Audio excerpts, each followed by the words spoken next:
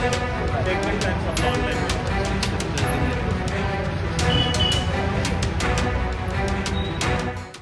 हे एक मोठं जर म्हणता येईल आपल्याला एम-डी ड्रग रॅकेट आहे ते उत्तमनगर पोलीस स्टेशनकडून निष्पन्न झालेलं आहे. घटना अशी आहे की आपल्याकडे एक उत्तमनगर पोलीस स्टेशनला एक मायनर मिसिंग गर्ल होती मुलगी. तिचा किडनॅपिंगचा गुन्हा दाखल होता. तो तपास करत असताना आपल्याला माहिती मिळाली की तो जो आरोपी आहे ज्यांनी ते किडनॅपिंग केलं होतं, तो आरोपी या ठिकाणी आहे असं आपल्याला गोपनीय माहिती मिळाल्यावरून आपण आपली टीम रवाना केली होती. त्या टीमला रवाना केल्यानंतर त्या ठिकाणी तो आरोपी सापडला. परंतु त्याचबरोबर त्याच्या झडतीमध्ये आणि हाऊससर्चमध्ये त्या एम-डीचे 2 पुड्या त्या ठिकाणी 1-1 ग्रॅमच्या सापडल्या होत्या आणि त्याचा मोबाईल आपण सर्च केला असता त्याच्यामध्ये एम-डीचे वेट घेतानाचे काही फोटो आपल्याला सापडले. थोडं संशयावर त्याला अजून चौकशी केली असता त्यांनी कबूल केले की तो ड्रग जे आहे एम-डी त्याचा सप्लायमध्ये त्याचा सहभाग होता आणि तो ॲक्टिव्ह याच्यामध्ये इन्व्हॉल्व होता. त्याचं पूर्ण अकाउंट आपण चेक केलं असता जवळपास त्याच्या एकाच अकाउंटवरून आपल्याला जवळपास 300 ट्रान्झॅक्शन्स मिळाले की ते सगळे त्यांनी कबूल केलं की त्याच्यामध्ये ते सगळे ड्रगला ज्याला तो ड्रग द्यायचा आणि याच्याकडून घ्यायचा त्या एकमेकांमध्ये ट्रान्झॅक्शन आहेत. त्याच्यामध्ये काही बिल्डर आहेत, काही सप्लायर आहेत आणि काही कन्झ्युम करणारे लोकंसुद्धा आहेत.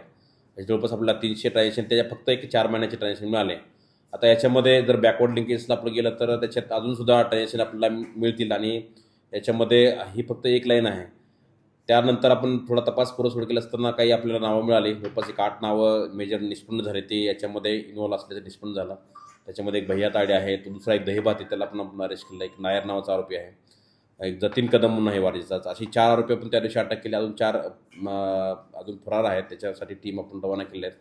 असे एकूण ह्या सगळ्या आरोपींना जवळपास आपण 8 ग्रॅमचा मुद्देमाल किंवा जे कॉन्ट्राबँड सबस्टन्स आहे एम-डी ड्रग्ज हे आपण सीज केलेलं आहे. परंतु याच्यामध्ये जे ट्रान्झॅक्शन पाहता किंवा यांचं जे मोडस ऑपरेंडी पाहता याच्यामध्ये अजूनसुद्धा लोक मोठ्या प्रमाणात इन्व्हॉल्व असल्याची शक्यता आहे आणि याच्यामध्ये कन्झम्पशन करणारे असतील किंवा बाकीचे मध्ये बिल्डिंग करणारे असतील यांचा पण याच्यामध्ये सहभाग निष्पन्न होतो आहे.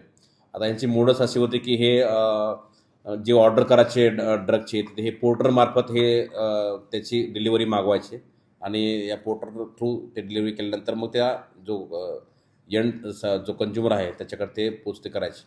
याच्यामध्ये क्राईम ब्रँचची टीमसुद्धा काम करते. लोकल पोलीस स्टेशन आम्ही उत्तमनगरची टीमसुद्धा याच्यामध्ये काम करते.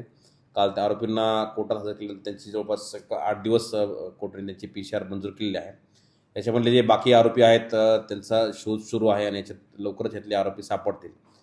परंतु याच्यामध्ये जे इन्व्हॉल्व असतील म्हणजे ते सप्लायर असतील, बिल्डर असतील किंवा कन्झ्युमर असतील ह्या सर्वांची चौकशी केली जाणे. ज्याचा कोणाचा याच्यात सहभाग असेल, निष्पन्न असेल ते सर्वांना याच्यातून आरोपी करून त्यांच्यावरती कठोर कारवाई केली जाईल.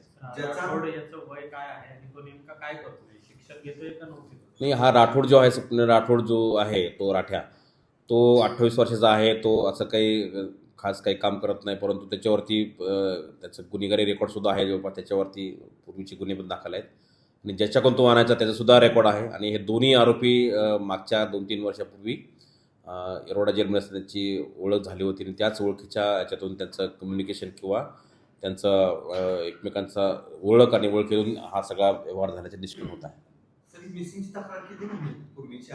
एक 6 महिन्यापूर्वीची होती. गेल्या वर्षीची मिसिंग होती. ते मिसिंगची तपास करत असताना हा गोष्ट आपल्याला सापडलेली आहे की याच्यामध्ये तो आरोपी निष्पन्न झालेला आणि ती मुलगी पण आपल्याला मिळाली आणि तो आरोपी पण सापडलेला आहे.